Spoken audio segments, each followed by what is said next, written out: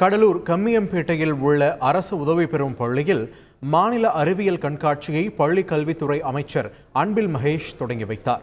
38 மாவட்டங்களில் இருந்து 500 பள்ளிகளைச் சேர்ந்த மாணவ மாணவிகள் இதில் பங்கேற்றனர்.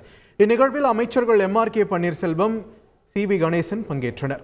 பின்னர் செய்தியாளர்களிடம் பேசிய அமைச்சர் அன்பில் மகேஷ், பள்ளிகளில் சாதி பாகுபாடு குறித்து விசாரிக்கும் குழுவின் அறிக்கை அடிப்படையில் நடவடிக்கை எடுக்கப்படும் என்று தெரிவித்தார்.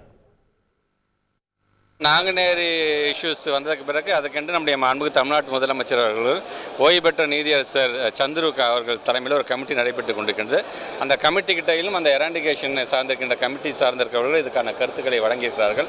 அவர்கிட்டே நமக்கு என்ன ரிப்போர்ட் வருதோ த்ரூ அவுட் தமிழ்நாட்டிலேருந்து வருகின்றதோ அதற்கு தகுந்தாப்போ நம்ம ஒரு நல்ல ஒரு திட்டத்தை அதுக்கென்று தனியாக உருவாக்கணும். அகாடமிக் இயர் ஆரம்பிக்கும் போது ஃபஸ்ட்டு 1 வீக் ஒரு NGOs மூலமாக ஒரு பள்ளிக்கூடத்தில் நடைபெறுகின்ற அசம்பிளி செஷன் நடக்கக்கூடிய அந்த விழிப்புணர்வு அப்போ அது லோக்கலில் இருக்கின்ற போலீஸ் ஆஃபீஸர்ஸ் மூலமாக நடைபெறுகிறது.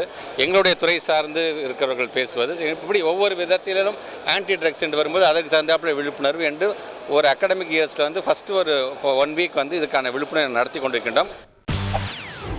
செய்திகளை உடனுக்குடன் தெரிந்து கொள்ள உடனே சப்ஸ்கிரைப் பண்ணுங்க.